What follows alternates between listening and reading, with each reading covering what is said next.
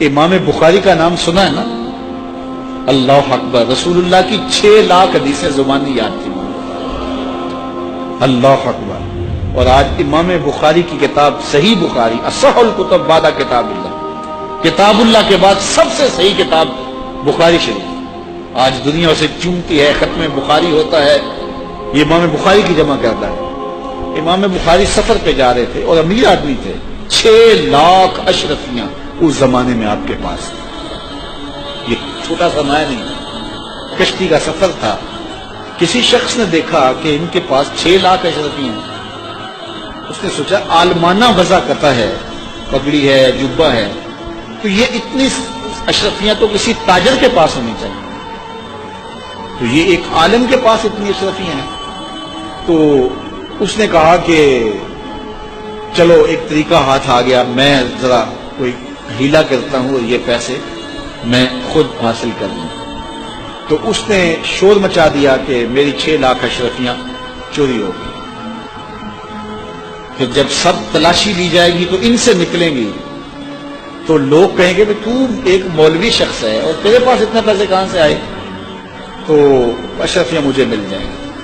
تو جب تلاشی شروع ہوئی تو امام بخاری کی تلاشی دی گئی تو ایک اشرفی بھی نہیں نکلی، کچھ بھی نہیں نکلا، سارا سامان ٹولا گیا، کچھ نہیں نکلا۔ خیر چلو، لوگوں نے اس کو کہا تو جھوٹا ہے، تم نے خام خواہ جو ہے وہ ایک مکر کیا ہے۔ وہ بھی بڑا پریشان تھا کہ اشرفیاں میں نے ان کے پاس دیکھی، گئی کدھر؟ خیر جب جہاز چلنے لگا تو آہستہ آہستہ امام صاحب کے قریب ہو گیا، امام بخاری سے پوچھنے لگا حضرت اشرفیاں تو تھیں آپ کے پاس، تو کدھر گئی؟ فرمایا جب تم نے الزام لگایا نا، اور مجھے پتا ہے کہ تم نے الزام کیوں لگایا، میری وجہ دیکھ کے تم نے میرے سے ہتھیانا چاہا تھا، تو میں نے چپکے سے وہ اشرفیاں سمندر میں پھینک دی۔ تو کہا حضرت اتنی زیادہ اشرفیاں اور سمندر میں پھینک دیں؟ کہا ہاں۔ کہا کیوں پھینک دیں؟